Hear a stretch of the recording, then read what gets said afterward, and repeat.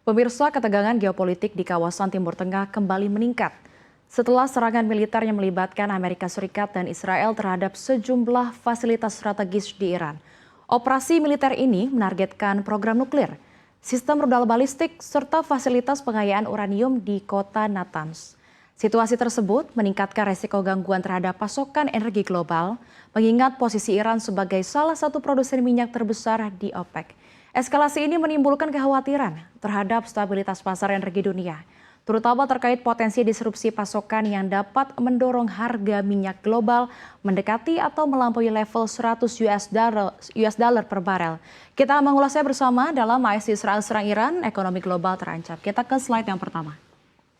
Ya, meskipun sektor industri telah bertahun-tahun berada di bawah tekanan sanksi Amerika Serikat, Iran merupakan produsen minyak terbesar keempat dalam organisasi negara pengekspor minyak dengan tingkat produksi yang berada pada kisaran 3,1 juta barel per harinya.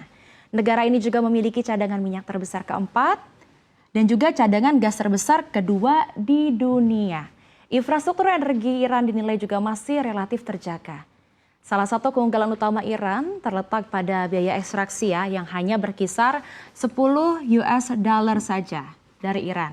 Kalau kita bandingkan ya ini jauh lebih rendah ya dibanding dengan negara-negara lainnya atau negara-negara produsen di negara-negara barat seperti halnya Amerika Serikat dan Kanada yang biaya ekstraksi atau biaya produksinya dari 40 hingga 60 US dollar. Dan ini akhirnya membuat Iran mampu mempertahankan margin operasional yang besar saat harga minyak global mengalami kenaikan. Kita ke slide yang kedua. Di sini sudah ada struktur ekspor Iran, di mana minyak mentah menjadi komoditas utama dalam ekspor Iran. Dengan nilai ekspor diperkirakan yakni sekitar 53 miliar US dollar atau setara dengan 889,02 triliun rupiah. Ya, Iran juga mengekspor ya produk-produk lain seperti produk polimer etilen, yakni dengan nilai sekitar 2,66 miliar US dollar ini per tahun. Lalu juga sudah ada bahan bakar minyak, diperkirakan atau dikisarkan sekitar 1,42 miliar US dollar per tahun. Lalu juga sudah ada gas petroleum yakni sebesar 1,16 miliar US dollar per tahun. Lalu besi sekitar 0,94 miliar US dollar per tahun atau 900 jutaan. Dan juga tembaga di 0,46 miliar US dollar per tahun atau sekitar 460-an miliar US dollar. Dan saat ini Iran mengekspor diantaranya 1,3 juta hingga 1,5 juta barel per harinya, di mana dari 80% dari volume tersebut diserap oleh kilang-kilang independen di China. Ketergantungan terhadap sektor energi ini menjadikan distribusi minyak menjadi faktor penting dalam arus perdagangan global. Risiko paling fundamental bagi pasar minyak global saat ini bertumpu pada potensi pemblokiran Selat Hormuz oleh otoritas Iran.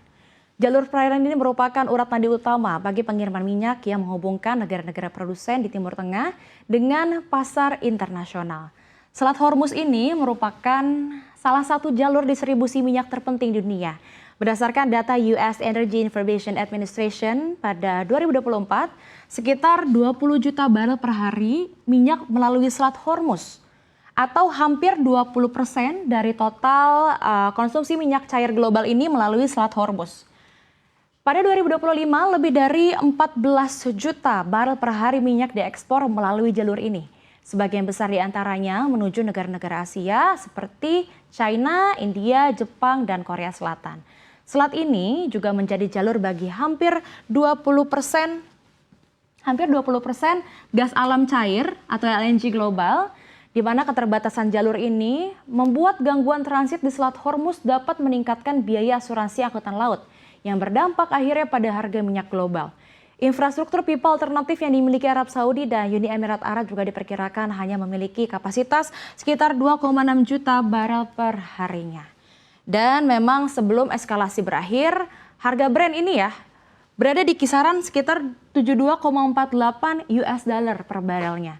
Kalau kita bahas dampak ke ekonomi globalnya, ini adalah posisi minyak Brent sebelum terjadinya eskalasi atau konflik di 72,48 US dollar per barelnya.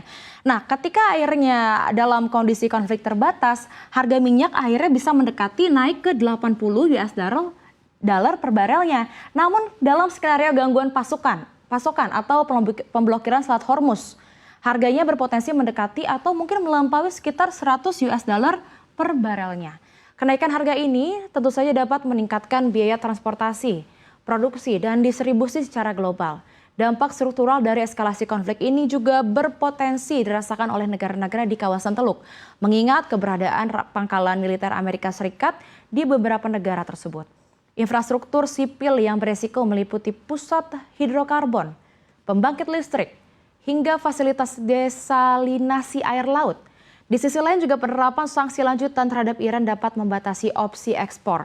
Saat ini Iran mengekspor di antaranya 1,3 hingga 1,5 juta barel perharinya.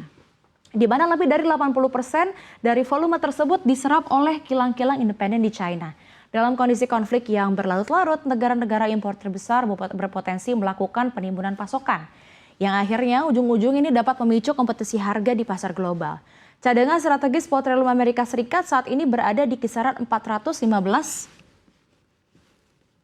per barelnya. Namun dalam krisis pasokan yang berkepanjangan, cadangan tersebut mungkin tidak cukup ya untuk menutup kekurangan dalam pasar.